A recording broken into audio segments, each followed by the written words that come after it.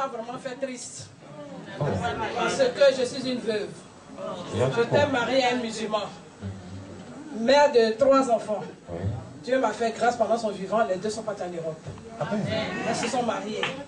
Grâce au Dieu de Papa Florian, une s'est mariée légalement. Et l'autre, elle a la naissance, mais c'est qu'elle est mariée coutumièrement. J'ai ma dernière qui est ici aussi. Dieu aussi l'avait fait grâce. Elle s'est mariée aussi avec un Londonien. Il a Londres. Elle s'est mariée à 23 ans. Elle n'avait pas eu son bac. Et quand le monsieur est venu l'épouser, dans la même année, elle s'est présentée en candidate libre. Puisqu'elle était en dernière année de BTS. Dans la même année, elle a eu le bac, elle a eu le BTS.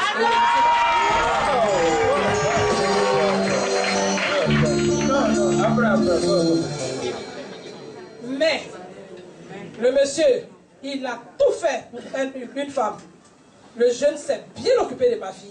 Jusqu'à même, elle a fait, comment ça s'appelle, ainsi qu'ingénieur. À la suite de ça, il a mené en Tunisie pour préparer un master. Je ne savais pas, je ne sais pas ce que ma fille manigançait. C'est la seule qui me faisait souffrir. Malgré ça, elle est belle et elle est très intelligente. Donc à côté se trouvait un petit qui dérangeait ma fille. On m'a dit, avant je me promenais beaucoup, je ne connaissais pas Dieu. C'est quand mon mari est décédé, c'est un musulman, que j'ai vu la route de Dieu, je me suis baptisé, confirmé. Et j'ai pris la voie de Dieu. Et je venais tout le temps voir Papa Florian. Mes problèmes sont multiples. Mais ce qui me tenait le plus à cœur, c'était comment faire pour faire partie de ma fille. Mais elle avait un autre plan que moi je ne savais pas. Un matin, je suis là, je vois une grossesse. Je dis, oh. Je dis rien, mais je demeurais toujours dans la prière de Dieu de Papa Florian, sous la vache, à Port-Louis. J'ai ma soeur qui est assise là, tout le temps, même à la prière, même souvent je prie jusqu'à je pleure. Et un matin, j'étais chez moi, voilà un monsieur, un jeune homme qui s'amène dans mon salon pour venir me dire, je ne sais pas.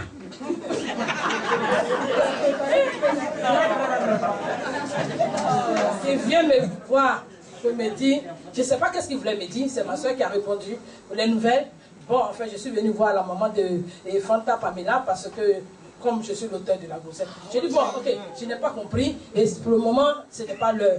Comme elle est enceinte, prions-nous tous notre Dieu pour qu'elle puisse accoucher dans de bonnes conditions.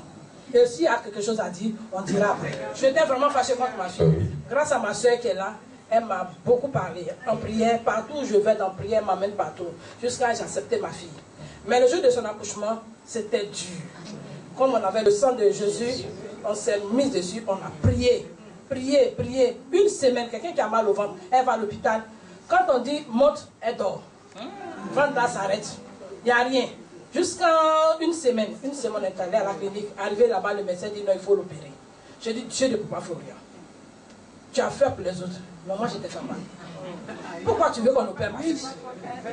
Pourquoi tu vas être là et puis on va opérer ma fille? Actuellement, je ne suis plus à Makori parce que je ne paie plus de loyer, je suis à Bassam. Je paie tout le temps le transport pour venir à la prière. Donc tu vas rester là à opérer ma fille. Moi, je ne vais pas l'opérer. Mais je faisais mes sympa, va, viens, va, viens, va, viens. Et au moment où je me dirigeais dans le couloir, je vois le médecin qui dit, bon, que l'enfant boirait. En même temps, j'ai crié, Dieu merci. Elle n'a pas été opérée. Wow.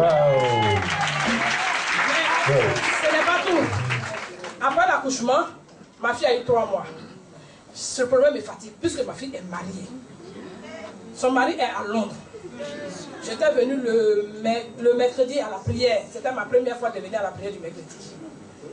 Et le jeudi, je suis venu voir papa. Il a pris son temps. Papa, il ne reçoit pas beaucoup.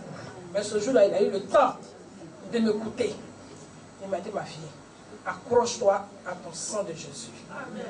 Et quand je suis sorti de là, je suis allé directement voir la famille de, disons, mes beaux-parents, Djoula, pour leur dire que voilà la situation que je vis.